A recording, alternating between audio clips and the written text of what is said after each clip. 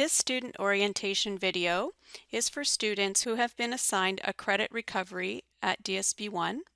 So I'm going to walk you through the process of using the environment where you will be completing the credit recovery. The first thing is to get there and get logged in. So go to dsb1.ca and then click on e-learning. We use the same environment as we use for e-learning. Then click on course login.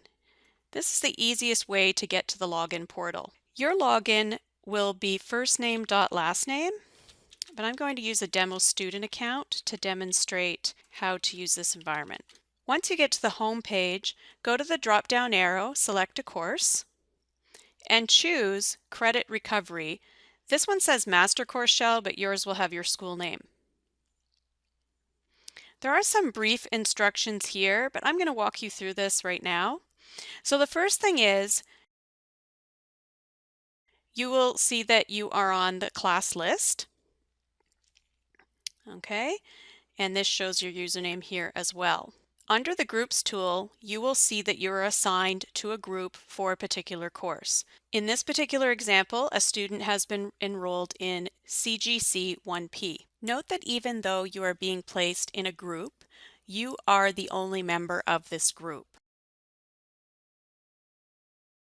Next, there will be a checklist that is tied to that group.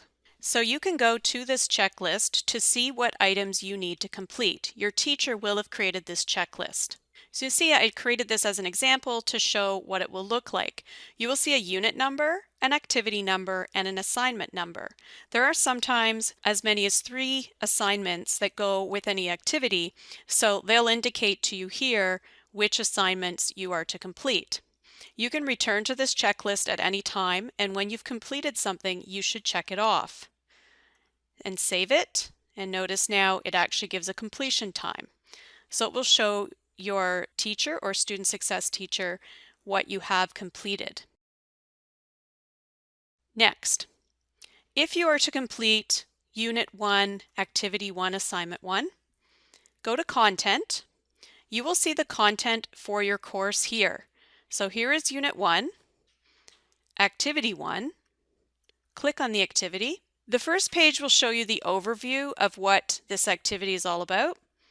The next page gives you the expectations for the course. The third page gives you the content. You should read this content. There will be links and activities to complete on this page. So complete the activity and then go to assignment. You may want to check out the assignments first before you go through the content to see what it is you're going to have to do. So notice here we've got assignment 1. There are instructions for what handouts to print out, what to, in this case, label. There's some other supplementary information provided. Notice there was also an assignment 2 here, and then at the bottom you can click on the rubric for the activity to see how you will be evaluated.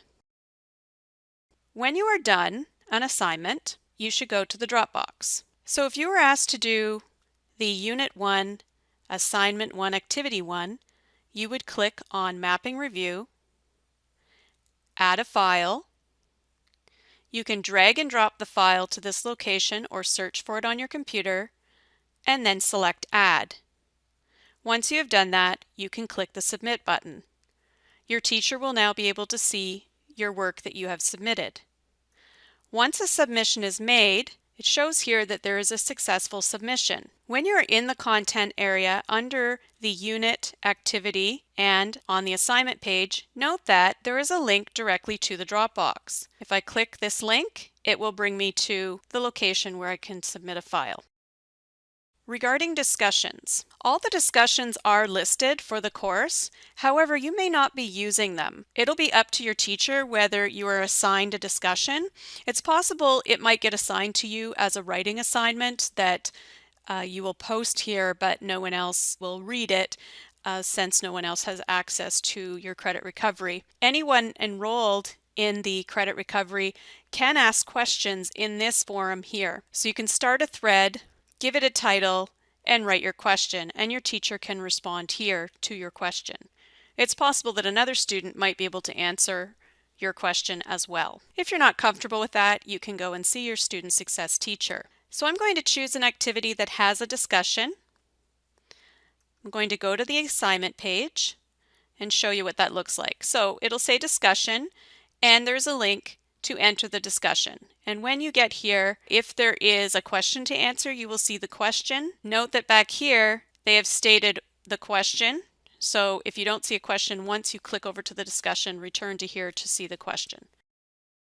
There are quizzes in the course, and you will find them in the content as a formative device, meaning it's not being evaluated, or you may find it on the assignment page and it is worth marks. If you click a quiz link and it doesn't work, then go and see your student success teacher right away. Note that you can go to the quizzes page and you may see quizzes listed here. Notice that there are none in this particular course because they have not been made available to the student. Your teacher has to enable the quiz for you to be able to complete it. So just so you understand better, I'm going to explain the teacher side.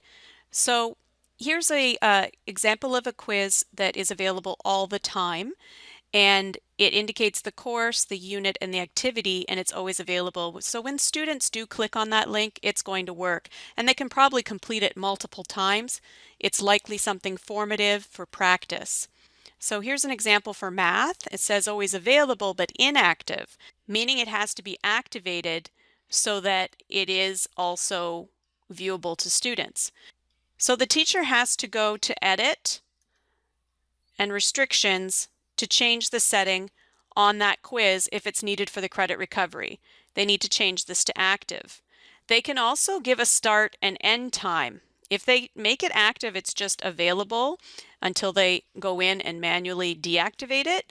But they could say, I'm going to give you a start time of right now, and then I'm going to give you an end time of maybe tomorrow for the time frame in which you must complete the quiz.